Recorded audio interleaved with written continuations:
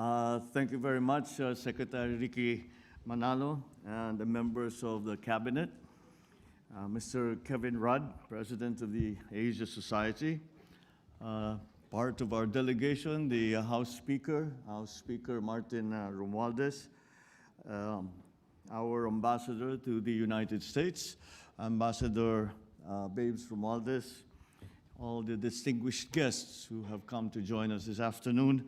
Ladies and gentlemen, good afternoon. I am honored to speak before this esteemed organization that is the Asia Society. I, of course, commend your efforts in providing a platform for dialogue and action in building bridges towards a common vision, a better future for us all. A shared vision creates a commonality of interest that enables collective action. During the Philippine presidential election last May, I was given by our people a majority mandate to lead a country of close to 110 million people.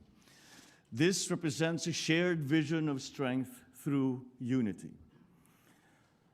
I called for unity throughout that campaign, and I am humbled that my call for unity resonated with my fellow countrymen and echoed their desire for a better future.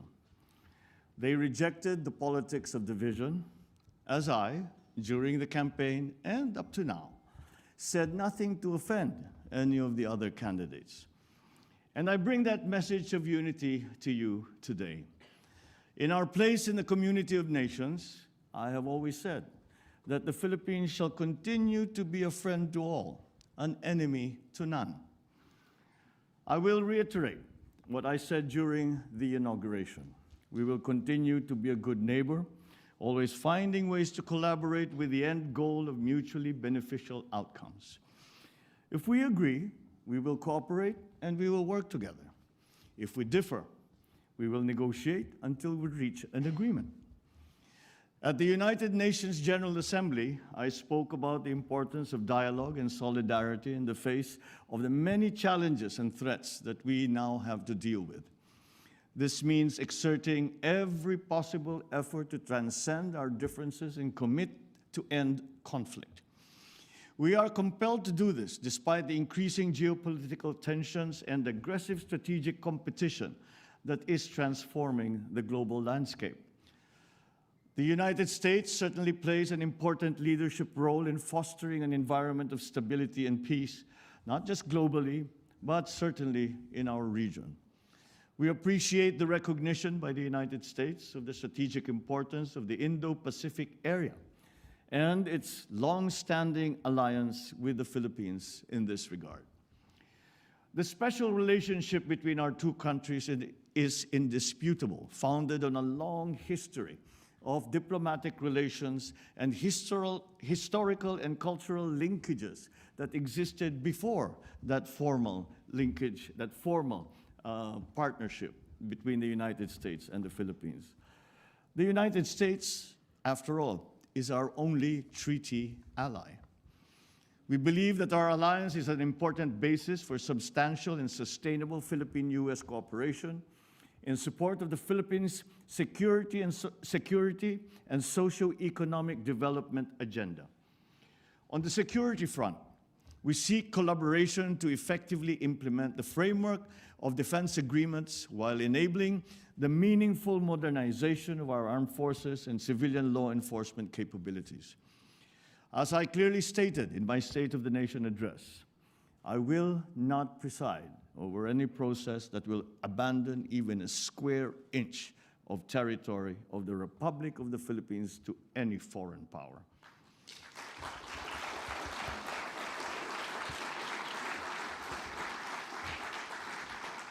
We know that we can count on the United States to uphold the international law-based order, freedom of navigation and overflight, and the sustainable use and development of maritime resources. But equally important, we look to the United States to promote peace, security, and prosperity. On our part, we will continue to work with China and other claimant states with the end in view of resolving the issues involving the West Philippine Sea through diplomacy and through dialogue. The Philippines' candidature for a non-permanent seat in the UN Security Council for the term of 2027 to 2028 is premised on my country's long years of experience in building peace and forging new paths of cooperation. In this context, we are certainly concerned about rising tensions in the Taiwan Strait, just north of the Philippines. We urge all parties involved to exercise maximum restraint. Dialogue and diplomacy must prevail. We adhere to the One China policy and have consistently called for the peaceful resolution of their issues involving Taiwan. We understand that peace and stability in the Asia-Pacific region are also linked to the situation in the Korean Peninsula. And we are ready to play a constructive role in advancing a peaceful and denuclearized Korean Peninsula through confidence-building measures amongst the various stakeholders. On Russia and Ukraine, the Philippines urges all parties to continue adopting a peaceful means to maintain international peace and security. The Philippines has voted in favor of the 3 UN General Assembly resolutions on Ukraine. And at this point, let me discuss the various dialogue mechanisms in the region. We will continue to work towards strengthening ASEAN, particularly its dialogue partnerships with neighbors that uphold regional peace and security. We welcome the renewed engagement of the Quad, along with the recent establishment of the AUKUS. These mechanisms should help prevent destabilizing actions in the region that go against international law. We think that these dialogue mechanisms and security arrangements should complement, not supplant, the ASEAN-centered regional security architecture that has been built over decades by the ASEAN and its member partners, as well as the existing network of bilateral security partnerships in the region. Now let me touch on the economic front. The U.S. remains a strategic trading and investment partner of the Philippines. American businesses, including Fortune 500 companies, have found a home in the Philippines.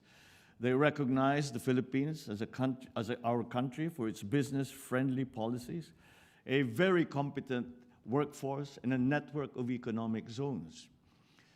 Let me point out 3 reasons why the Philippines is a viable and smart investment destination. First, our macroeconomic strength and bright prospects. The Philippine economy expanded by 5.7% last year and by 7.8% in the first half of this year. Growth was broad-based, driven not only by government spending, but also by household consumption and investments, reinforced by consumer and business confidence. Second, we have enabling policies in place. Recently, investor-friendly laws were enacted, and my administration is determined to leverage these changing reforms that will enhance those efforts. Third, and perhaps the most important point, another strong asset that we have is our human capital. We boast of a young, educated, hardworking, English-speaking workforce that is among the best in the world. With a very young median age of 25.7 years old, the Philippines enjoys a demographic advantage from which investors can benefit. We would welcome capital investments from the U.S., and our priority sectors are agriculture, clean energy, particularly nuclear energy, health systems, information technology and business process management, or IT/BPM, digital connectivity and manufacturing, including the critical sectors of semiconductors, green metals, batteries for electric vehicles, and electric vehicles themselves. The Philippines looks forward to how the Indo-Pacific Economic Framework will support our efforts to promote resilient supply chains, health systems, infrastructure, as well as clean energy and decarbonization. These pillars are consistent with the shared priorities as outlined in a joint vision statement for a 21st century United States-Philippines partnership that was adopted last November. We hope for the reauthorization of the Generalized System of Preferences, or GSP program, which will greatly benefit both our countries. The GSP has long been a win-win program for the United States and its development partners, including, of course, the Philippines. These are interesting times, and there are many things to accomplish. The far-reaching ill effects of the pandemic compel us to reinvigorate our economies in a spirit of sustained cooperation and collaboration. We must use public and private resources effectively to encourage the expansion of trade, investment, technology transfers, all to accelerate our development. Despite the challenges of the pandemic and the global economic crisis, the Philippines remains on track to graduate to upper middle-income country status by next year. With steady investments in infrastructure, agriculture, food security, public health, education, and other social services, we seek to become a high-income country with zero extreme poverty by the year 2040. The same spirit of solidarity and cooperation that animates our relations with foreign partners will also advance our efforts to address climate change.